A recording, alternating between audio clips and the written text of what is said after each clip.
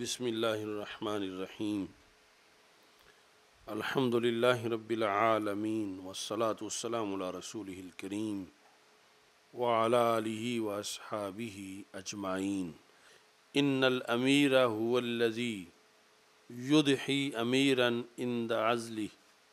ان زال سلطان الولایت کان فی سلطان فضلہ۔ اس کی شرح میں امام شامی رحمۃ اللہ علیہ نے کہا کہ پہلے تو یہ اس کی بحر کو بیان کیا، پھر مطلب جو ہے وہ یہ ہے کہ امام شامی کہتے ہیں کہ یعنی ان الامیر الکامل لیس ہوا من اذا عزل صار من احاد الرعیہ، اس کو امیر کامل نہیں کہتے، وہ امیر نہیں ہے۔ مطلب کیا؟ کامل امیر نہیں ہے، اصلی امیر نہیں ہے۔ کون؟ کہ جب اس کو معزول کر دیا جائے تو بس رعایا کا ایک فرد بن جائے، وہ کامل امیر نہیں ہے۔ تو کون کامل امیر ہے؟ بل هو الذی اذا عزل من امارۃ الولایت یبقى متصفا بامارۃ الفضل والعلم۔ امیر وہ ہوتا ہے کہ اگر اس کو ظاہری حکومت سے معزول بھی کر دیا جائے تو علم و فضل میں پھر بھی امیر ہی رہے، یعنی فضل اور علم کی امارت کی وجہ سے وہ امیر ہو، یعنی یہ نہیں کہ پھر رعایا کا محض فرد بن جائے۔ تو مطلب یہ بتانا چاہتے ہیں کہ یہ جو لوگوں کی وجہ سے امارت ملتی ہے کہ سب نے مل کے ایک کو چن لیا اور امیر بن گیا، یہ اصل امارت نہیں۔ یعنی یہ جب بھی وہ پیچھے سے ہٹ جائیں گے، اختلاف ہو جائے گا تو یہ امارت ختم ہو جائے گی۔ تو امارت وہ ہے کہ جس میں معزول ہونے کا اندیشہ نہ ہو، وہ ہے علم و فضل کے لحاظ سے امارت۔ تو علم و فضل کی امارت جو ہے یعنی امیر ہونا، اس لحاظ سے وہ دوسرے امیر ہونے کے لحاظ سے زیادہ اہم ہے۔ دوسرا امیر ہونا پھر جو ظاہر بات کر رہے ہیں وہ ہے بحیثیت حکمران کے ہونا، یا جیسے کسی تنظیم کا کوئی کسی کو امیر بنائے، وہ بھی اسی کے ضمن میں آئے گا، یعنی معزولیت کے لحاظ سے۔ لیکن جو علم و فضل کی جو عمارت ہے امیر ہونا، اس لحاظ سے کسی کا،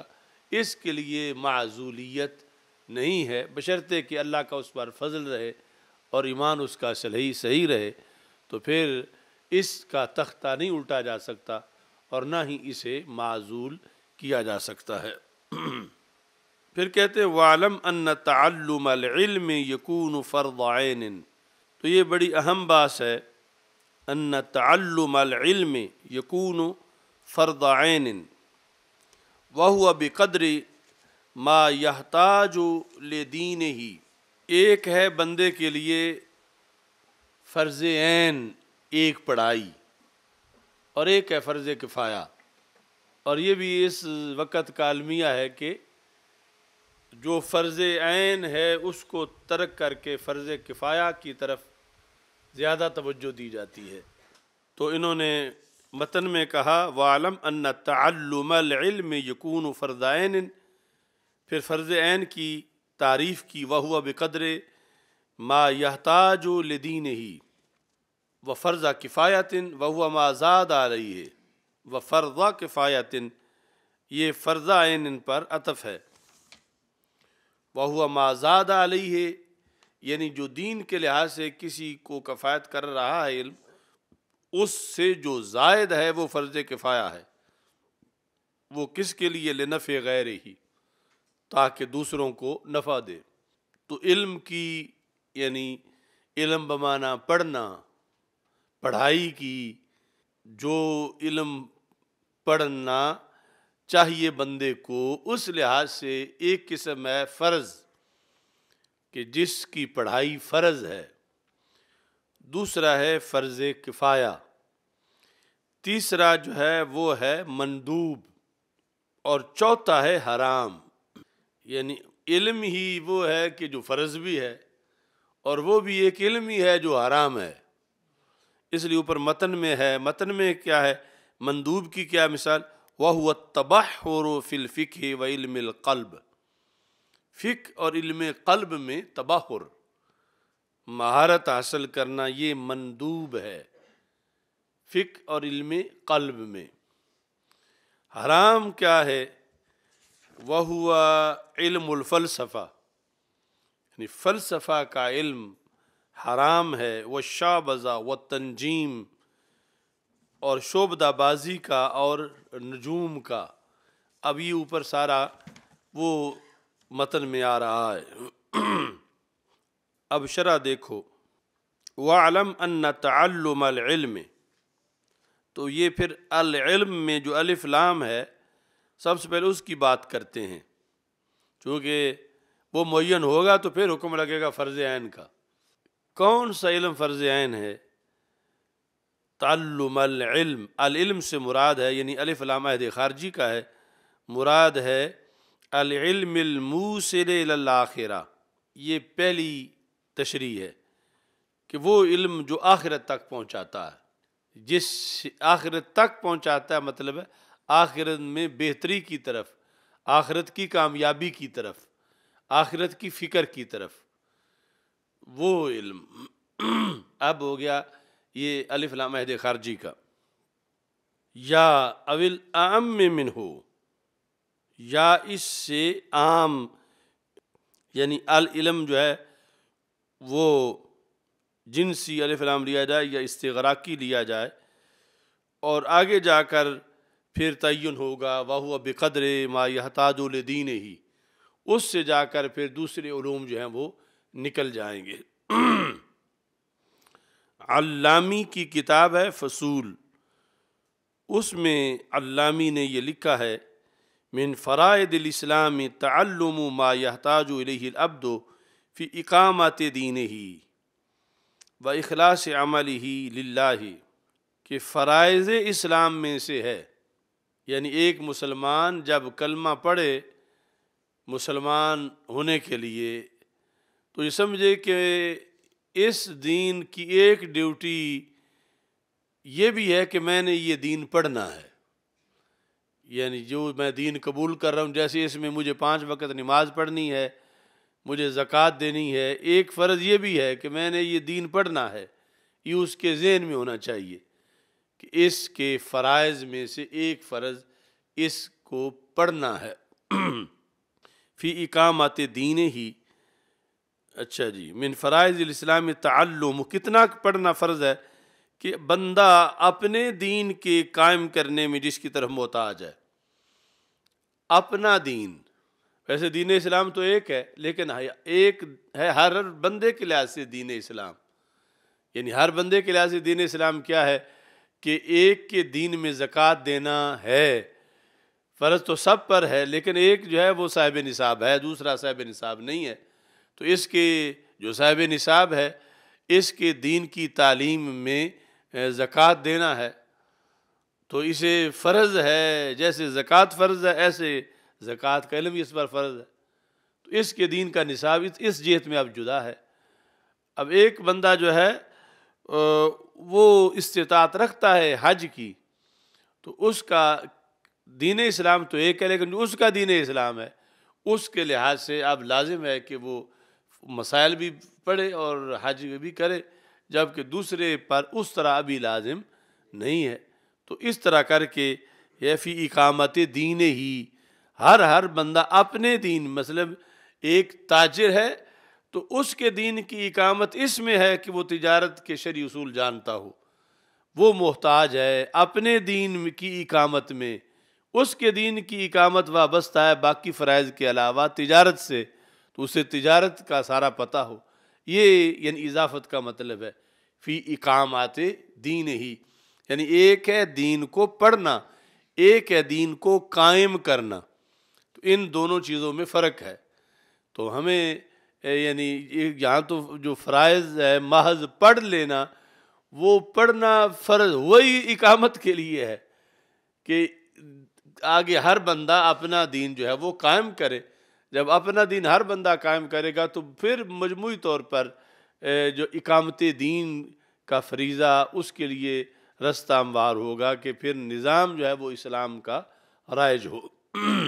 یہ اقامت کا لفظ جو ہے نا بڑا اہم ہے پورے ہمارے دین کے فلسفے میں. یعنی ویسے تو اقامت ہے نماز کے لیے اقامت، یا اقامت ہے کہ یہ کام مقیم ہے، لیکن اس پر بنیاد ہے اقامت دین، پورے دین کو رائج کرنا، نافذ کرنا. یعنی یہ دو جدا چیزیں، ایک ہے دین کا مطالعہ، ایک ہے اقامت، ایک ہے تعلم دین، ایک ہے اقامت دین. یعنی یہ دو جدا چیزیں ہیں. تعلم دین محض کافی نہیں، فرض ہونے کے باوجود منزل نہیں، منزل اقامت ہے. تعلم دین منزل نہیں، منزل جو ہے وہ ہے اقامت دین. تو اس بنیاد پر تبلیغ، تصنیف، تدریس، یہ ساری چیزیں یہ اقامت دین کے لیے ہیں. منزل اقامت دین ہے کہ دین کو قائم کرنا، دین کو قائم کرنا. اقامت جو ہے وہ مشکل ہے. یعنی اگرچہ ہمارے لحاظ سے تو اب پڑھائی بھی بڑی مشکل ہے، لیکن اصل مقصد جو ہے وہ اقامت مشکل ہے. اور اقامت کے اوپر جا کر فیصلہ ہے امت کی کامیابی کا، اجتماعی کامیابی کا یا ناکامی کا، یا ہر بندے کی کامیابی. جس لیے حضرت سفیان بن عیینہ کا یہ قول ہے صحیح بخاری میں کہ مجھے کسی آیت کو پڑھنے سے اتنا ڈر نہیں آتا جتنا مجھے اقامت والی آیت سے ڈر آتا ہے. وہ کون سی آیت ہے؟ یا اہل الکتاب قل یا اہل الکتاب لستم علی شیء حتی تقیموا التوراۃ والانجیل وما انزل الیکم من ربکم. اے محبوب صلی اللہ علیہ وسلم، اہل کتاب کو فرما دو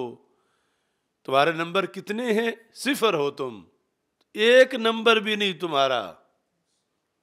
100 میں سے ایک بھی نہیں، چونکہ نکرہ تحت النفی ہے. لستم علی شیء، تم کچھ بھی نہیں،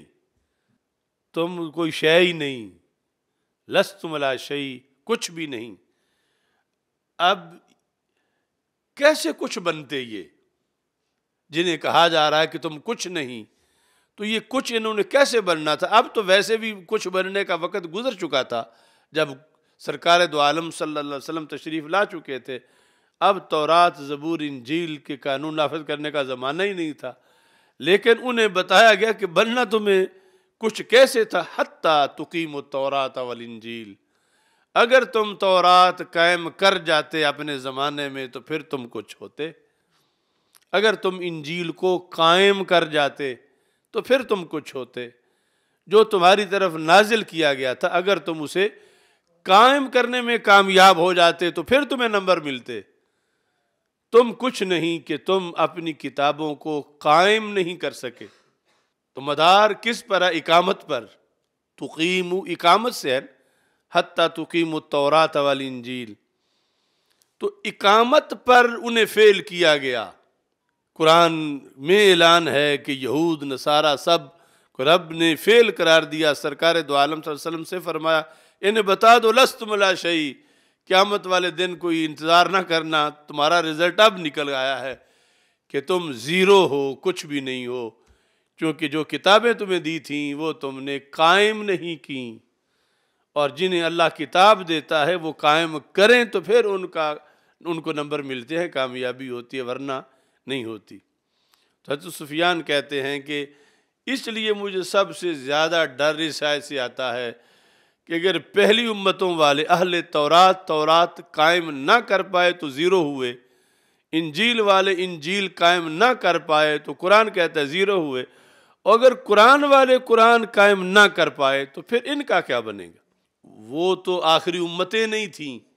یہ تو آخری امت ہے. لیکن بتا دیا گیا کہ تم کچھ تب ہوگے جب اپنی کتاب قائم کرو گے. یعنی یہ لفظ اس لیے قابل غور ہے کہ یہ نہیں کہا اہل کتاب کو اللہ تعالیٰ نے کہ تم زیرو ہو، تم نے کبھی تورات کا مطالعہ نہیں کیا، تم زیرو ہو چونکہ تم تورات انجیل کے مدرس نہیں بنے، تم زیرو ہو تم نے اس کی تبلیغ نہیں کی، تم اس کے حافظ نہیں بنے. اس پر مواخذہ نہیں ہوا، مواخذہ اقامت پر ہوا ہے. تو مطلب کیا تھا کہ قرآن والو اگرچہ یہ ساری چیزیں لازم ہے کہ تم ناظرہ پڑھو، تم حافظ پڑھو، تم اس کے اعراب گرامر کو جانو، تم تفسیر لکھو، تم تفسیر پڑھاؤ، تم سب کچھ کرو، مگر کامیابی تب ہے جب قائم کرو. کیونکہ یہ ساری چیزیں لازم ہیں، فرض ہے، اور فرض اس اقامت کے لیے ہے. یعنی اگر کوئی اقامت کا صرف نعرہ لگائے اور کوئی اسے جب کہے چلو ٹھیک ہے پھر قائم کر لو، تو پھر پٹھان کی طرح کہے کھوچا آتا تو مجھے بھی نہیں ہے، وہ جو کلمہ پڑھانے نکلا تھا، تو پھر دین کیسے نافذ کر سکے گا؟ یعنی اس لیے فرض ہے پڑھا جائے، مگر یہ ہی منزل نہیں، منزل بڑی دور ہے. یعنی یہ جتنا مشکل سے مشکل پڑھائی 13 سالہ کورس ہو، ہزاروں کتابیں کوئی پڑھے، ہزاروں کوئی لکھے، کوئی لاکھوں کو پڑھائے، ابھی سٹاپ نہیں آیا جہاں جانا تھا کہ جس پر جا کے اصل کامیابی ہے. وہ سٹاپ ہے اقامت قرآن. اور اقامت قرآن قائم کرنا، پڑھنا اور ہے، قائم کرنا اور ہے. حافظ بننا اور ہے، قائم کرنا اور ہے. مفسر بننا اور ہے، قائم کرنا اور ہے. مصنف مدرس بننا اور ہے، قائم کرنا اور ہے. یعنی اور ہے کہ یہ مطلب نہیں کہ پہلے وہ جو چیزیں ہیں وہ فضول ہیں، یعنی وہ تو بتا رہے ہیں وہ فرض ہیں مگر منزل نہیں. اور منزل کا رستہ ہے. منزل تب ملے گی یہ ساری ناظرہ بھی آتا ہو، حفظ بھی ہو، پھر مطلب آتا ہو، پھر مسئلہ جو ضروری ہے اخذ کیا جا سکے، پھر کرنٹ ایشوز حل کیے جا سکے، اس ساری صلاحیت ہو. یہ ساری چیزیں ہیں کہ اس لیے کہ قرآن کو قائم کیا جائے. قائم کا مطلب ہے کہ تھانے میں اس کا نظام ہو، کچہری میں اس کے فیصلے ہوں، ایوانوں میں اس کے فیصلے ہوں، اس کا کہاں مانا جا رہا ہو، بازاروں میں، معاہدوں میں، تجارت میں، زراعت میں اس کا نظام جاری ہو. یہ ہے اقامت قرآن. ایک ہے ہر بندے کی اپنے دین کی اقامت، نماز روزے کے لحاظ سے، ایک ہے پورے دین کی اقامت. تو یہ پورے دین کی اقامت اس امت پر فرض ہے. پورے دین کی اقامت کی اپوزیشن امریکہ ہے. پورے دین کی اقامت کی اپوزیشن اس وقت ابو جہل تھا. پورے دین کی اقامت کی اپوزیشن آج نہ جانتے ہوئے یا جانتے ہوئے محلے کا چودھری ہے، اللہ ماشاء اللہ، کونسلر ہے، ایم پی ہے، ایم این اے ہے، اس دین کی اقامت کی اپوزیشن کہ جو کبھی ابو جہل اپوزیشن تھی. یعنی انہیں یہ برداشت نہیں کہ قرآن کے فیصلے نافذ ہو، یہ کہتے ہماری بات نافذ ہو، جو ہم کہیں وہ مانا جائے، قرآن کا قرآن میں رہنے دو. کہتے ٹھیک ہے قرآن میں ہے مگر ہم یہ کہتے ہیں، ہم نے پارلیمنٹ میں یہ طے کر لیا ہے. تو یہ یعنی بندے کے زندگی کے اندر یہ جذبہ تو ضرور ہونا چاہیے کہ ہم نکلے ہیں اقامت قرآن کے لیے، اقامت دین کے لیے. اور میرے نزدیک یعنی کامیابی پھر صرف اس نیت پر ہے کہ جس کو رب دیکھ رہا ہے اور وہ نیت صحیح ہے اور اس کے مقابلے میں اس کو منافی کوئی کرینہ نہیں، تو رب پھر نیت پہ پاس کر دے گا کہ یہ نکلے تو اقامت قرآن کے لیے تھے، اقامت دین کے لیے تھے، کر نہیں پائے. جس طرح تبوک میں رسول پاک صلی اللہ علیہ وسلم نے فرمایا کہ اِنَّ بِالْمَدِینَةِ قَوْمًا، مدینہ منورہ میں ایک قوم ایسی ہے جو ہمارے ساتھ چل کے نہیں آئے. یہ تبوک کی جنگ کی امتیازی شان یہ ہے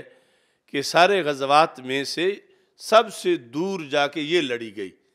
سب سے مشکلات اس میں آئیں، فنڈ سب سے زیادہ اس کے لیے اکٹھا ہوا اور پھر بھی قحط پڑا. تو فتح کے بعد رسول پاک صلی اللہ علیہ وسلم نے فرمایا کچھ تو منافق تھے ان کی بات نہیں، سچے مومن فرمایا ہے مدینہ منورہ میں، شارکون وہم بالمدینۃ، انہیں رب نے غازیوں والا ثواب دیا ہے گھر بیٹھے ہوئے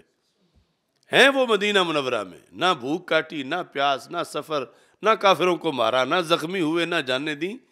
لیکن شارکون وہم بالمدینۃ۔ تو صحابہ کرام رضی اللہ تعالیٰ عنہ نے حکمت پوچھی، کیفا سے، یعنی انکار نہیں تھا کہ نہیں ہو سکتا کہ ہم لڑ کے لیں اور وہ بغیر لڑے، یہ کیسے ہو سکتا، یہ اعتراض نہیں تھا، یہ استفسار تھا کہ انہیں گھر بیٹھے کیسے مل گیا۔ تو رسول پاک صلی اللہ علیہ وسلم نے فرمایا حابسہم العذر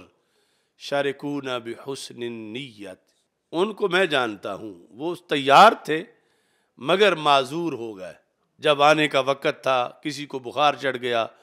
یعنی حقیقی طور پر عذر تھا ان کا۔ اس سے پتہ چلتا ہے نا کہ سرکار دلوں کے حال کتنے جانتے ہیں، یہ نہیں کہ کچھ بہانہ بنا لیا، کچھ ویسے تھا، یعنی تبوک میں بیٹھ کر ان کی صفائی دے دی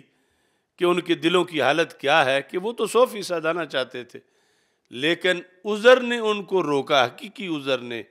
تو رب نے نیت پر ہی ثواب دے دیا۔ اس طرح نیت پر بھی ثواب مل سکتا ہے اگر سچی نیت ہو۔ تو میرے نزدیک تو پھر یہ کئی صدیاں ہماری جو گزر رہی ہیں، اس میں مدار نجات کا اس نیت پر ہی ہے کہ ویسے تو اقامت دین سے ہم بہت دور گزر رہے ہیں اور کئی صدیاں گزر گئی ہیں کہ اقامت دین کے ہم مقروض جا رہے ہیں، اگرچہ ہم دین کا جتنا بھی کام کریں، یعنی پڑھائیں، پڑھیں، سب کچھ کر کے بھی جب وہ قرآن نافذ نہ کر پائیں تو پھر مقروض جا رہے ہیں۔ تو اس میں یہی ہو سکتا ہے شارکون بحسن النیہ والا قانون، کہ کم از کم بندے کی نیت تو سچی ہو۔ آگے پھر یہ ہو سکتا ہے کہ نیت ان کی پوری تھی اور صرف نیت کر کے سوئے نہیں رہے، انہوں نے پڑھا ہے، پڑھایا ہے، انہوں نے کتابیں لکھی ہیں، انہوں نے لوگ تیار کیے ہیں، خطبے دیے ہیں، یہ وقت پر بولے ہیں، اگرچہ نافذ نہیں کر پائے، اپنے قرآن کو قائم نہیں کر پائے، مگر انہوں نے اپنی استطاعت کے مطابق کوشش تو کی ہے۔ تو یہ ایک نجات کا ذریعہ ہے، ورنہ یہ سوال کہ جب پوچھا جائے گا بتاؤ انجیل والے انجیل قائم نہیں کر گئے جہنم میں ہے، تم بتاؤ تم نے قرآن قائم نہیں کیا، اب بتاؤ، تو یہ جواب اس وقت کے لیے، یعنی آج کے اس دل کے خلوص اور نیت پر ہی ہو سکتا ہے کہ ہم یہ پڑھ بھی اس لیے رہے ہیں کہ قوم کو سمجھائیں کہ یہ کتاب ہے جس پہ ہم نے عمل کرنا ہے اور اس کو قائم کرنا ہے، یہ نظام مصطفیٰ صلی اللہ علیہ وسلم ہے، یہ ہمارے لیے لازم ہے، ہم نے یہ دین قبول کیا ہوا ہے، اور یہ دین صرف حجروں کے لیے نہیں، صرف مدارس مسجد کے لیے نہیں، یہ روئے زمین کے لیے ہے کہ یہ ہر بازار میں نافذ ہو، ہر گلی میں نافذ ہو، فیصلے اس کے ہوں، راج اس کا ہو، حکومت اس کی ہو، اور یہ مقصد لیے ہوئے دنیا سے چلے گئے تو پھر اس نیت کو مان لیا جاتا ہے کہ جس نیت کے منافی کوئی کرینہ نہ ہو، اور اگر منافی کرینہ ہو تو پھر اس نیت کو نہیں مانا جاتا۔ ویسے تو نیت المومن خیر من عملہ، مومن کی نیت اس کے عمل سے بہتر ہے، یہ حدیث شریف ہے۔ کیوں بہتر ہے؟ کہ عمل کی بالآخر ایک حد ہے، نیت اس سے کہیں آگے گزر جاتی ہے۔ مثلا ایک نے بندے نے نماز پڑھی 80 سال، ایک نے صدی پڑھ لی، چلو ایک کی لمبی عمر ہو گئی، ایک صدی 20 سال پڑھ لی، میں نیت تو یہ بھی ہو سکتی ہے کاش کہ اللہ 1000 سال عمر دے تو میں 1000 سال نماز پڑھوں۔ اب یہ 1000 سال کی جو نیت لیے ہوئے رکھتا ہے اور پھر روزانہ 5 وقت کی پڑھتا بھی ہے، اب ہوگا کہ نیت کے منافی کوئی کرینہ نہیں۔ لیکن اگر یہ ہے کہ نیت کہتا ہے میں نے 1000 سال کی عمر مانگی ہوئی ہے، رب 1000 سال دے تو میں 1000 سال نماز پڑھوں، مگر پڑھتا 5 وقت کی بھی نہیں، تو اب یہ ہوگا کہ یہ نیت غیر معتبر ہے، کہ اس کے منافی کرینہ پایا گیا۔ تو اقامت قرآن کی نیت سچی ہونی چاہیے، اس کے منافی کوئی کرینہ نہیں ہونا چاہیے۔ تو امید ہے کہ اللہ کے فضل سے بیڑا پار ہو جائے گا کہ ان کا جذبہ تھا، اگرچہ یہ ناظرہ قرآن پڑھا رہے تھے، یسر نل قرآن پڑھا رہے تھے، اگرچہ یہ حفظ کرا رہے تھے، اگرچہ کر رہے تھے، یہ درس نظامی پڑھ رہے تھے، یہ امامت کر رہے تھے، خطابت کر رہے تھے، ان کے اندر درد ایک ہی تھا کہ ہم نے اپنا دین نافذ کرنا ہے، لوگوں کو سمجھانا ہے کہ باقی سب جھوٹ ہے، اور اس پہ چلو گے تو اللہ ناراض ہوگا، یہ اپناؤ گے تو رب راضی ہوگا، تو پھر جنت ملے گی۔ اسی جذبے میں پہلے بچہ تھا، پھر بوڑھا ہوا، پھر دنیا سے چلا گیا، تو اس نیت پر نجات ہو جائے گی کہ اقامت قرآن کے رستے میں مرا ہے، اقامت قرآن کی نیت میں گیا ہے، اقامت دین کی نیت میں گیا ہے، پھر جو ہے وہ اس کے لیے اور بھی بہت سے دلائل ہیں، لیکن یہ جذبہ اصل ہے۔ یہ نہیں کہ مجھے تنخواہ مل جائے، مجھے وظیفہ مل جائے، میری شادی ہو جائے، میرے بچے ہو جائیں، پھر ان کا جو خرچہ پورا ہو جائے، یعنی پورے دین کے اندر دن رات بندے کے دل میں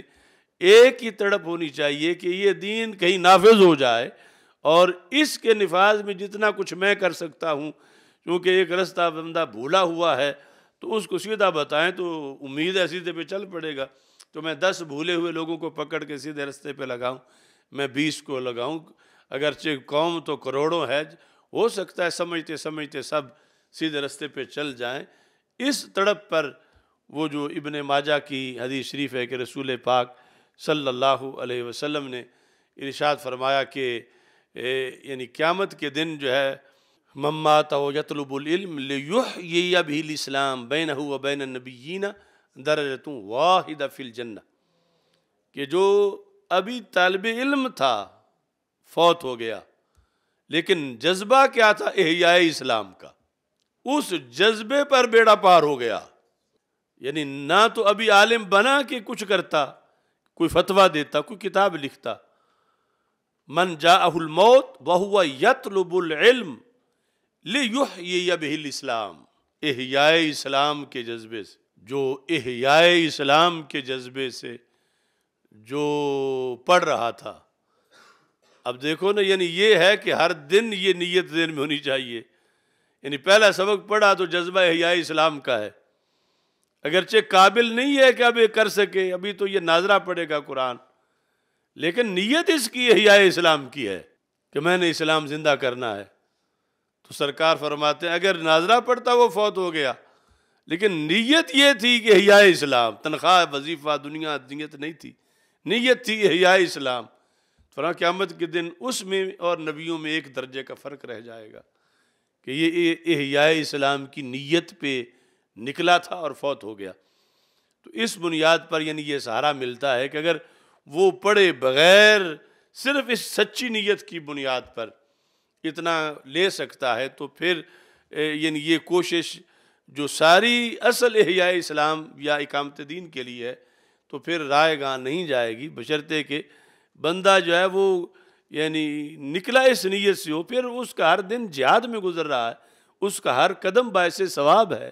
کہ یہ گھر بار چھوڑ کے نکلا ہے، کچھ عمر پڑھتا رہا ہے، کچھ عمر پڑھاتا رہا ہے، کہ نیت یہ ہے کہ وہ دین زندہ ہو کہ جس کی خلاف ورزیاں ہو رہی ہیں، تو پھر اس کو یعنی پھر بھی اجر جو ہے وہ مل جائے۔ اور اس میں پھر یہ الفاظ جو ہیں وہ استعمال کرنے چاہیے جو شریعت میں آئے ہوئے ہیں، یہ بھی ہم اس وقت بتاتے رہے ہیں لوگوں کو، یعنی دین آیا کی جگہ پر، کہ دین تو صدیوں پہلے سے آیا ہوا ہے پوری دنیا پر، کہ یہ کہیں بھی نہیں آیا حدیث میں کہ دین لانے کے لحاظ سے، دین تو سرکار خود لائے، اس کے بعد یہ تھا اقامت دین، اس کے بعد یہ تھا تفہیم دین، اس کے بعد یہ تھا احیاء دین، اس کے بعد یہ تھا تعلیم دین، تعلم دین، یعنی یہ منصب ہے امت کے، دین لانا سرکار کا منصب ہے اور سرکار لے آئے۔ هو الذی ارسل رسولہ بالہدی ودین الحق، یعنی اللہ نے اپنے رسول صلی اللہ علیہ وسلم کو دین دے کے بھیجا تو سرکار دین لے آئے۔ یعنی اگرچہ تعویلیں تو ہزار ہو سکتی ہیں، مگر ظاہری لفظوں پر قادیانیت کو کتنا بڑا موقع مل سکتا ہے کہ ابھی وہ تمہارا دین آیا ہی نہیں ہے، تو پھر کسی نبی کا انتظار ہے کہ جو دین لے کے آئے گا، اور پھر وہ دین آئے گا، اور پھر یعنی وہ جو لفظ دین نے خود استعمال کیے ہیں وہ ان پر پھر اعتراض نہیں، وہ ہے اقامت دین، غلبہ دین، احیاء دین۔ یہ اس کے لیے فرمایا لیحیی بہ الاسلام. اب اسلام زندہ باد کا نعرہ اس سے ماخوذ ہے، لیحیی بہ الاسلام، کہ جو اس لیے پڑھ رہا ہے کہ اسلام کو زندہ کرے. تو لہذا اب یہاں فتویٰ نہیں لگے گا کہ اسلام کوئی مردہ ہے جس نے زندہ کرنا، کہ سرکار نے خود فرمایا لیحیی بہ الاسلام. اور اس طرح کے اظہار دین، غلبہ دین، لیظہرہ علی الدین کلہ. تو بہرحال یہ تو ویسے الفاظ کے لحاظ سے ہے جو شرعی، لیکن اکثر مقصد جو مثلا جو اقامت قرآن یا اقامت دین، یعنی اس کو ذہن میں رکھنا چاہیے. اگر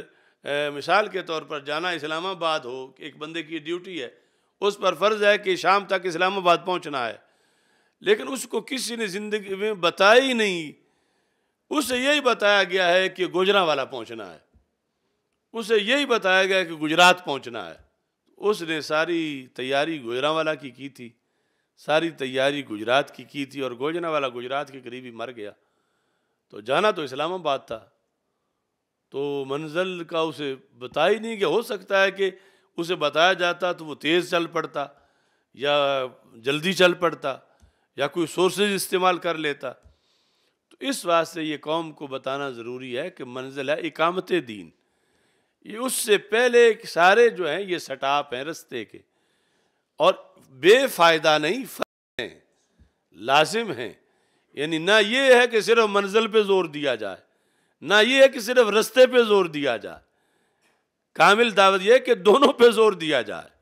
کہ یہ سارے نصاب پڑھنے ضروری ہیں دین کے. یہ نہیں کہ مدارس کی ضرورت نہیں ہے، پڑھنے پڑھانے کا کیا فائدہ ہے، مولویوں نے کیا کیا ہے. یہ سب کچھ الف با تا سے لے کر سارا پڑھنا پڑھانا سب کچھ لازم ہے، مگر منزل آگے ہے، وہ ہے اقامت قرآن یا اقامت دین. اس کے لیے یعنی قوم کو اپنے ذہن کو ہر وقت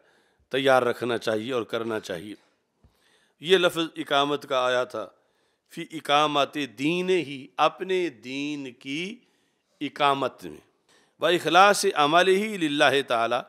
اور اپنے عمل کو اللہ کے لیے خالص کرنا. یہ پڑھائی وَمُعَاشَرَةِ عِبَادِهِ، اور لوگوں کے ساتھ معاشرت میں، لین دین میں، رہن سہن میں جو اصول ہیں دین کے، ان میں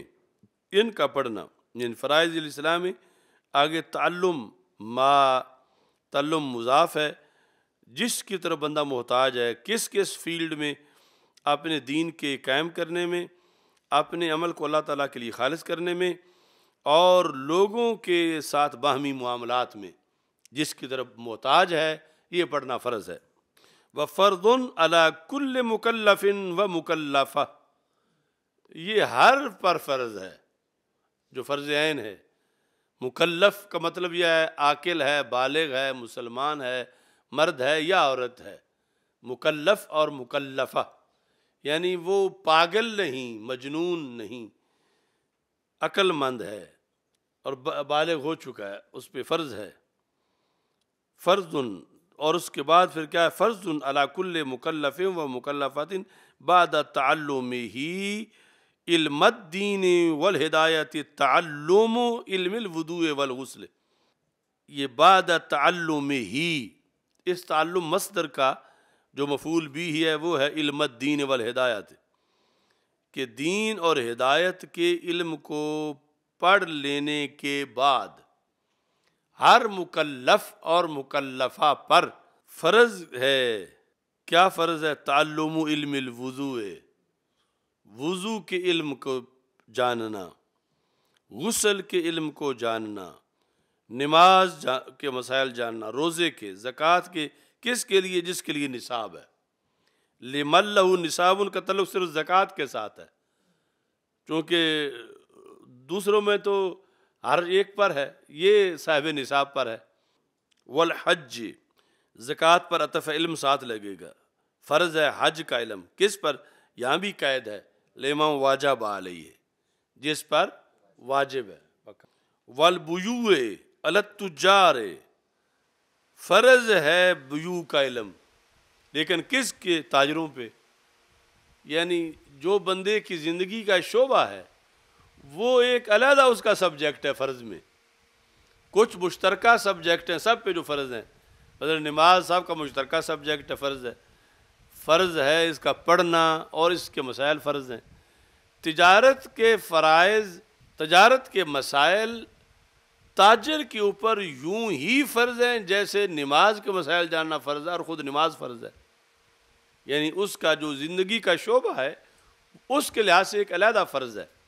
اب عام بندہ جو تاجر نہیں ہے، اس کا پڑھائی کا ایک سبجیکٹ کم ہے تاجر کے مقابلے میں، کہ تاجر پر تجارت کے مسائل شریعت والے جاننا اتنا فرض ہے جتنا نماز فرض ہے، اور نماز جیسے فرض ہے ایسے ہی نماز کے مسائل فرض ہے۔ ایسے ہی تاجر پر، یعنی اگر اس کو شوق ہے تاجر بننے کا، دکان کھولنے کا، تو اس پر فرض ہے کہ اسے اسلام کا اصول تجارت یاد ہو، یعنی اس کے لیے فرض عین ہے۔ یہ فرض کفایہ کی بات ابھی نہیں ہو رہی، یعنی ایک عالم وہ فرض کفایہ ہے کہ اسے تاجر کے مسائل کا پتہ ہو، اسے زکوٰۃ والے کے مسائل کا پتہ ہو، وہ سب کا فرض نبھا رہا ہے، وہ پورا اسپیشلسٹ دین کا بنا ہوا ہو ہر شعبے میں، وہ 70 مربع میل میں ایک بندہ بھی ہو تو وہ سب کا فرض ادا کر دیتا ہے۔ لیکن یہ ابھی بات ہو رہی ہے فرض عین کی، اور اس فرض عین میں بھی یعنی کوتاہی ہمارے سارے معاشرے کی بگاڑ کا باعث ہے کہ لوگ سمجھتے ہیں کہ باقی تو کورس کی ضرورت ہے کسی کوئی جاب کرنے کے لیے، کہ فلاں کلرک لگ رہا ہے، انجینئر بن رہا ہے، ڈاکٹر بن رہا ہے، وہ تو کورس کرے، لیکن دکان کھولنے والے کے لیے کیا کورس کی ضرورت ہے؟ یعنی وہ صرف کسی کے ساتھ اس کو بٹھاتے ہیں، یہ ویسے ہی شروع ہو جاتا ہے کہ پیسے لینے ہیں، سودا دے دینا ہے، یہ کورس۔ تو اس کا وبال کیا ہے کہ محلے کی جو دکان ہے، مثال کے طور پر 500 بندہ محلے میں رہتا ہے اور ایک دکان ہے، تو یہ ایک دکان وہ چشمہ ہے جو 500 گھروں کو سیراب کر رہا ہے، یعنی جب انہیں ضرورت پڑتی ہے تو یہاں سے آ کے چیز خریدتے ہیں۔ حکم کے لحاظ سے ویسے تو مطلب پیسے دے کے چیز لے رہے ہیں، لیکن اس دکان کے اثرات اس 500 گھروں پر ہیں۔ یہ جو نہر سے موگا نکلتا ہے، آگے پانی جاتا ہے، موگا تو آپ جانتے ہی ہوں گے، شاید پانی کا پھیرا کبھی مارا ہو نہر پر، تو اگر اس موگے کے اندر کتا پھنسا ہوا ہو تو اب آگے جب پانی وہ جا رہا ہے وہ سارے کا حکم پھر وہی ہوگا۔ تو محلے کی دکان میں بیٹھا ہوا دکاندار جب شریعت تجارت کی نہیں جانتا تو مطلب یہ کہ 500 گھروں کو حرام پانی جا رہا ہے، اس کی وجہ سے اس کا اپنا تو ہو ہی رہا ہے رزق خراب، یعنی کہیں بے باطل ہے، کہیں بے فاسد ہے، کہیں کچھ ہے، کہیں کچھ ہے، چونکہ اسے پتہ ہی نہیں کہ شریعت کیا ہے، سودا بیچنا کیسے ہے۔ تو اب کون اس بات کی پابندی کر رہا ہے؟ یعنی شکوہ تو ہے کہ مسلمانوں کی حالت ابتر ہو گئی ہے، دعائیں قبول نہیں ہوتی، روحانیت نہیں ہے، تو وہ جو ہر محلے میں جہاں سے زمینیں سیراب ہو رہی ہیں وہاں بگاڑ ہے، تو وہ تو ایک محلہ کی ایک دکان ہے، پورے ملک کے بھرے ہوئے بازار ہیں، اور کہیں معدوم کی بے ہو رہی ہے، چیز ابھی بنی نہیں اسے بیچا جا رہا ہے، کہیں کوئی خرابی ہے، کہیں کوئی خرابی ہے، کہیں قبضہ کے بغیر چیز بیچی جا رہی ہے۔ نہا رسول اللہ صلی اللہ علیہ وسلم ام بے ما لم یقبض، اس کی خلاف ورزی ہو رہی ہے، اور یہ اصل معیشت اور رزق کا جو ہے وہ دخل ہوتا ہے بندے کی نمازوں کے اندر، روزے کے اندر، قبولیت میں، روحانیت میں رزق کا دخل ہے، اور رزق جن جگہوں سے تقسیم ہو رہا ہے، یعنی کوئی بندہ ایسا ہے ہی نہیں جو کہے کہ میں نے کبھی کوئی چیز خریدی نہیں، یا میرے گھر میں کبھی کوئی چیز کوئی خرید کے لایا نہیں، خود نہ جائے، نوکر کو بھیجے، بچے کو بھیجے، ہر ایک خریدتا ہے، کوئی نہیں مستثنا، اور ادھر صورتحال جو ہے وہ اس طرح کی ہے۔ تو پھر اس کے اثرات پر دین یہ ہے کہ اس شعبے کا بھی شریعت کے مطابق سارا سلسلہ ہو، کیونکہ محض عقیدہ تو اسلام نہیں،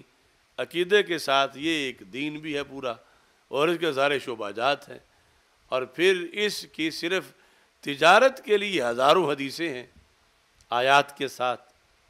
اور تاجر وہ بنے ہوئے جن کو ایک کا بھی پتہ نہیں ہے، اور وہ سارے ہدایات کہ تم نے اپنی تجارت اس طرح کرنی ہے، اس طرح کرنی ہے، تمہارا اور ہندو کا فرق ہے، تمہارا اور نصرانی کا فرق ہے، وہ دکانداری کرتا ہے اور تم دکانداری بھی کرتے ہو، جنت کی تیاری بھی کرتے ہو، چونکہ التاجر الصدوق مع السفرۃ الکرام البررہ، کہ تاجر بھی ہو اور سچا بھی ہو، قیامت کے دن اونچے فرشتوں کی سیٹوں پر ہوں گے۔ تو اس کو یعنی کافر کو تو دکان سے کچھ نہیں ملنا، صرف دنیا ہے، مومن کی آخرت سنورتی ہے اسی سے۔ تو اس بنیاد پر انہوں نے اب یہ جو بات لکھی کہ یعنی ابلاغ چاہیے لوگوں تک کہ جو تاجر ہے وہ فرض سمجھے کہ جیسے وہ نمازی ہے تو بہت اچھا ہے، سمجھے کہ جیسے نماز فرض ہے ایسے ہی مجھ پہ فرض ہے کہ میں اپنی تجارت بھی اسلامی اصول اس کے پڑھوں تو پھر میں تجارت کروں، ورنہ یعنی خود بھی حرام کھائے گا، محلے والوں کو بھی حرام کھلائے گا۔ اس بنیاد پر احیاء العلوم میں لکھا ہے کہ حضرت سیدنا عمر رضی اللہ تعالیٰ عنہ آپ مدینہ منورہ کے بازار میں داخل ہوئے اور آپ نے ایک طرف سے امتحان شروع کر دیا، ہر دکان پر جا کر کے ہر ایک سے بے کی تعریف پوچھی، بے کی قسمیں پوچھیں، بے باطل بے فاسد کا فرق پوچھا، اس طرح کر کے مختلف سوالات کیے۔ تو جن کو جواب نہیں آیا تو انہیں اسی وقت ان کی دکانیں سیل کر دیں اور انہیں کوڑے مارے، اور کوڑے مار کے ان کو مدرسہ میں داخل کروایا، اور فرمایا لا یبیع فی سوقنا الا فقیہ، ہمارے بازار میں صرف فقیہ ہی سودا بیچ سکتا ہے۔ اب زمانہ وہ ہے کہ فقیہ مسجد میں نہیں ملتا، فقیہ مدرسہ میں نہیں ملتا، اور نظام مصطفیٰ صلی اللہ علیہ وسلم یہ ہے کہ فرمایا ہمارے بازار میں صرف فقیہ سودا بیچ سکتا ہے، یعنی جس کو پتہ ہے، جو اس بات کا فقیہ ہے کہ بے کی قسمیں کون سی ہیں، اسے پتہ ہو۔ یعنی یہ یعنی غفلت ہے کہ مسلمان بھول چکے ہیں کہ اسلام ہے کیا، یا مسلمان ہونے کے ساتھ ہم نے کرنا کیا ہے، یعنی دوسروں میں اور ہمارا فرق کیا ہے، کہ یہ سمجھتے انہوں نے بھی دکان کھول لی، ہم نے بھی کھول لی، وہ بھی سودا بیچتے ہیں، ہم بھی سودا بیچتے ہیں، جبکہ ان کی دنیا داری ہے، ان کی ساتھ جنت کی تیاری ہے، اتنا فرق ہے۔ اور اس کے لیے پھر ان کو اپنی مرضی نہیں کرنی پڑے گی کہ جو بھی چاہیں جیسے چاہیں، یعنی دوسروں کی تجارت یہ ہے کہ دونوں راضی ہیں، بس بات ختم۔ یہاں یہ ہے کہ ساتھ اللہ بھی راضی ہو، اللہ کے رسول صلی اللہ علیہ وسلم بھی راضی ہوں، یہ آپس میں بے شک راضی ہوتے رہیں، دکاندار بھی گاہک بھی، مگر بے نہیں ہوگی، بے تب ہوگی جب قرآن راضی ہو کہ یہ سود نہیں بن رہا، یہ بے صحیح ہے، شریعت راضی ہو۔ تو اس بنیاد پر یہ یعنی کورسز میں یعنی یہ ضروری ہے کہ ہر شعبے کا، یہ صرف پھر تاجروں کی بات نہیں، باقی ہیں، کسان ہیں، اور شعبہ جات ہیں، آرڈر پہ چیزیں تیار کرنے والے ہیں، کرائے پر چیزیں دینے والے ہیں، ان سب کے لیے دین کی اپنی اپنی ہدایات ہیں۔ اپنی مرضی کریں گے تو پھر دوسروں کے ساتھ شمار ہوں گے، رب کی مرضی پہ سارے کام کریں گے تو پھر یہ ہے کہ دنیا بھی گزاریں گے، ساتھ جنت کی تیاری بھی کرتے رہیں گے۔ اچھا جی، تو یہاں پر والبیوع علی التجار، تو یہ جمعے کے خطبوں میں یعنی اس بات کو بھی ہائی لائٹ کرنا چاہیے، کیونکہ پورے معاشرے پر اثرات ہیں اس شعبے کے بہت زیادہ، باقی کے بھی ہیں، لیکن یہ بیع و شراء کا سلسلہ دن رات جاری ہے،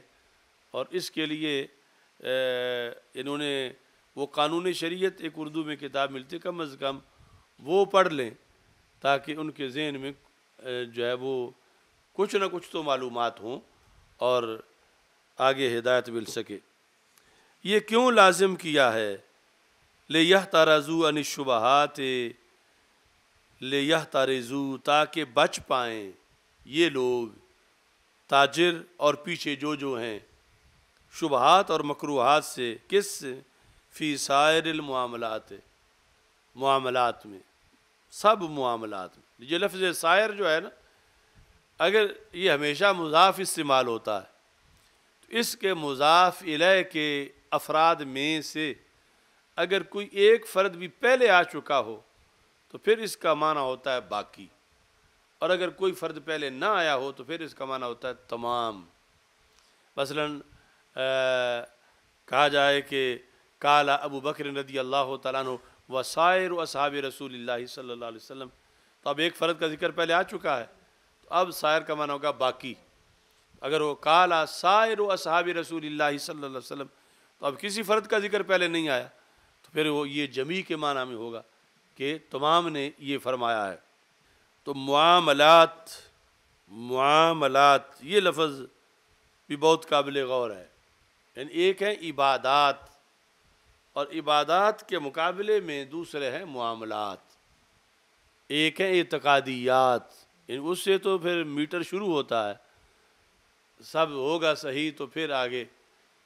عبادات والا جو دین ہے، عبادات والا، وہ کچھ نہ کچھ باقی ہے، کہیں کم کہیں زیادہ، یعنی مسلمان اس پہ عمل کر رہے ہیں، اگرچہ کما حق کو ہو نہیں، کما حق کو ہو تو پھر جس محلے میں 500 گھر ہیں تو مسجد میں 500 گھروں کی نمائندگی ہو نماز کے وقت، کہ سارے بالغ بندے آئے ہوئے ہوں، جبکہ ایسے شاید ایک بھی محلہ نہ ہو، لیکن پھر بھی مسجدیں نماز کے ٹائم لوگ آتے ہیں، اذان ہوتی ہے، جماعت ہوتی ہے، کعبے کے گرد طواف ہو رہا ہے، رمضان میں لوگ روزہ رکھ رہے ہیں، حافظ بن رہے ہیں، قاری بن رہے ہیں، قرآن پڑھا جا رہا ہے۔ یہ عبادات کا دین جو ہے، یعنی یہ جاری ہے، اگرچہ کمزوری ہے لیکن کافی حد تک قابل ذکر عمل کیا جا رہا ہے، یعنی بڑی بڑی مسجدیں، ہزاروں نمازی، اور یہ ساری صورتحال۔ دوسری طرف ہے معاملات والا دین، تو معاملات والا دین سرد خانے میں ہے، معاملات والا دین، معاملاتی اسلام۔ ترتیب میں عبادات والا دین آسان ہے، اس لیے وہ تو چل رہا ہے، یعنی اچھی بات ہے جتنا بھی عمل ہو رہا ہے، لیکن مزید ہو۔ مگر معاملات والا دین جو ہے یہ اس سے سخت ہے، اس پر عمل، اور فرض یہ بھی ہے، اور اس کی طرف جو ہے وہ پشت کی گئی ہے، اسے چھوڑا گیا ہے معاملاتی اسلام کو۔ اور معاملاتی اسلام جب کسی بندے کا معاملاتی دین کا رویہ اپنا ناقص ہو تو عبادتیں بھی قبول نہیں ہوتی پھر۔ تو معاملاتی اسلام کے معاملات سارے اسلام کے تابع ہوں۔ اب یہ صورتحال ہے کہ ہمارے معاشرے کے اندر جو حقیقت ہے کہ کچھ لوگ معاذ اللہ اسلام بیزار ہیں ملک میں، یعنی کہلواتے مسلمان ہی ہیں مگر ایسے برائے نام مسلمان ہیں کہ خود اسلام پہ اعتراض بھی کرتے رہتے ہیں۔ کچھ اعتراض نہیں کرتے، مسلمان ہیں مگر وہ مسجد سے دلچسپی نہیں رکھتے، نماز پڑھنے کبھی بھی نہیں آتے، منکر نہیں ہیں۔ پھر کچھ ان سے ایڈوانس ہیں جو مسجدوں میں کچھ آتے ہیں، پھر مزید اچھے ہیں جو بہت زیادہ نمازی ہیں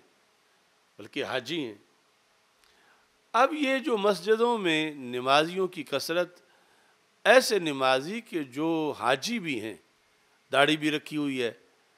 اور سال میں 1-2 عمرے بھی کرتے ہیں،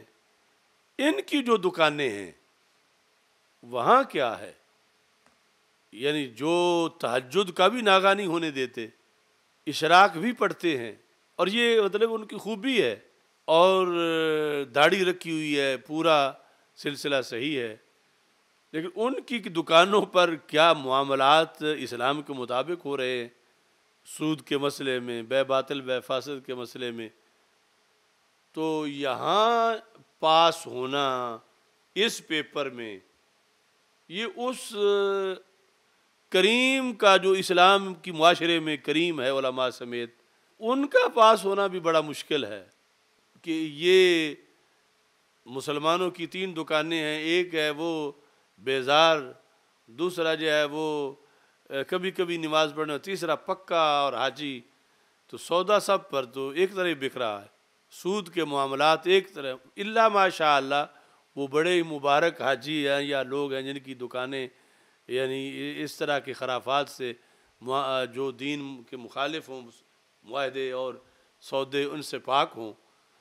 لیکن شاید وہ 1% بھی ہوں ملک میں یا نہ ہوں، تو اب باقی جو سلسلہ جاری ہے تو اس میں پھر یہ سمجھا جاتا ہے کہ وہ حاجی نمازی جو ہیں وہ کہتے ہیں اب ہماری دکان نہیں چلے گی، اگر وہ تو اس طرح ہی بیچ رہے ہیں، وہ تو یہ سودا یوں ہی دے رہے ہیں، تم کہہ رہے ہو پہلے قبضہ کرو پھر بیچو، اس میں مزدوری بھی پڑے گی، اس میں یہ بھی ہوگا، اس میں وہ بھی ہوگا، وہ دوسرے تو انہوں نے اس طرح کیا ہوا، پھر اس میں چونکہ ظاہر ایک دوسری طرف آسانیاں ہیں، دین پر عمل کرنے میں مشکلات ہیں، تو پھر یہ کہیں کہ چلو یہ جو کچھ اس طرح ہو رہا ہے تو ہم اس کی جگہ عمرہ کر لیتے ہیں، مزید اس کی جگہ کوئی صدقہ کر دیتے ہیں، کوئی دیگیں پکا دیتے ہیں، تو یہ صدقہ یہ دیگیں اس بگاڑ کا بدل نہیں ہے، یہ عمرہ اس کا بدل نہیں ہے، یہ حج اس کا بدل نہیں ہے، یہ تہجد اس کا بدل نہیں ہے، یعنی اس قدر معاملاتی اسلام غریب الوطن ہے کہ اگر ملک میں ڈھونڈنی پڑ جائیں وہ دکانیں کہ جن کا نظام پورا اسلام کے تابع ہے تو بہت تھوڑی نکلیں، اور ادھر فرض ہے ہر ایک کے لیے، اور ساری دکانوں سے سارے لوگ سیراب ہو رہے ہیں، تو اس بنیاد پر یعنی جو معاملاتی دین ہے اس کی طرف بھی توجہ کی بہت زیادہ ضرورت ہے کہ عبادات والا کچھ گزارا ہو رہا ہے، کمزوریاں وہاں بھی ہیں، لیکن یہ تو بالکل اس طرح کی صورتحال ہے کہ جس طرح سکھوں، ہندوؤں اور کرسچن اور جو یہود ان کے دنیا کے معاملات چل رہے ہیں، مسلمان سمجھتے ہیں یہ اس دنیا میں ہم آزاد ہیں، اگر تو ہوتا نا کہ اسلام محض عقیدے اور عبادت کا نام ہوتا تو کہ واقعی ہوتی چھٹی ہے تمہاری مرضی ہے جیسے کر لو، تو پھر تو مسلمان جیسے کرتے رہتے، جبکہ اسلام نے اس میں بھی پورا نصاب دیا ہے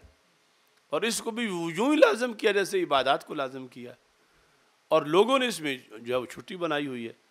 اور اس بنیاد پر یعنی جو خرابیاں لازم آتی ہیں وہ حضرت زید بن ارقم رضی اللہ تعالیٰ عنہ کے بارے میں ہدایہ میں لکھا ہوا ہے اور دیگر کتابوں میں بھی ہے کہ ان ایک بے کی اس کو کہتے ہیں بے عینہ، بے عینہ جو من وجہ ربا بنتی ہے، تو حضرت عائشہ صدیقہ رضی اللہ تعالیٰ عنہا کو پتہ چلا تو آپ نے ان کو پیغام بھیجا اور فرمایا کہ تم یہ سودا واپس کرو، اگر تم نے یہ واپس نہ کیا تو پھر کیا ہوگا، قد ابطل اللہ حجک و جہادک مع رسول اللہ صلی اللہ علیہ وسلم، اس آج کی بے سے ایک بے سے جو واضح ربا نہیں ہے، من وجہ ربا ہے، اگر تم نے واپس نہ کیا تو تمہارا وہ حج باطل ہوگا جو تم نے رسول پاک صلی اللہ علیہ وسلم کی معیت میں کیا تھا، اور وہ جہاد بھی باطل ہوگا جو تم نے سرکار دو عالم صلی اللہ علیہ وسلم کی معیت میں کیا تھا، یعنی آج کی عمرے اور حج کا پھر قبولیت ہوگی تو فائدہ ہوگا، اور اگر یہ نظام سارا اسی طرح رہے تو پھر کتنا یعنی اس کے لیے فکر مندی ہے نمازوں کی قبولیت کے لیے، تو یہ ہے معاملاتی اسلام کے لحاظ سے درد کہ اس کی بھی ضرورت ہے، یہاں وہ نظام دین کا ہو ملک میں تو پھر سب کے لیے آسانی ہے، ورنہ چند دکاندار جب شریعت پہ عمل کریں گے تو وہ خالی بیٹھے رہیں گے، باقی جو ہیں وہ اپنا دھندا جو ہے وہ چلاتے رہیں گے۔ اچھا جی، فرائض علم لیحترزوا عن الشبہات والمکروہات فی سائر المعاملات وقضاء اہل الحراف، ایسے ہی لازم ہے صنعت و حرفت والوں پر اپنا شعبہ وہ پڑھیں، فرض ہے، وَكُلُّ مَنِ اشْتَغَلَ بِشَيْءٍ يُفْرَضُ عَلَيْهِ عِلْمُهُ وَحُكْمُهُ لِيَمْتَنِعَ عَنِ الْحَرَامِ فِيهِ، اور ہر وہ بندہ جو کسی شے میں مشغول ہے یعنی اس کا جو بھی شعبہ ہے تو کیا ہوگا، یفرض علیہ علمہ، اس پر اس کا علم فرض ہو جائے گا، جو شعبہ لے گا، کل من اشتغل بشیء یہ مبتدا ہے، یفرض علیہ اس کی خبر ہے، کیوں فرض ہے، لیمتنع عن الحرام فیہ، تاکہ اس شعبے میں حرام سے بچ جائے۔ الحمدللہ رب العالمین، استغفر اللہ لا الہ الا اللہ وحدہ لا شریک له خیر و برکت فضلک، اللہم انا نعوذ بک من زوال نعمتک تحول عافیتک فجاعت نقمتک صلی اللہ تعالی علی حبیبہ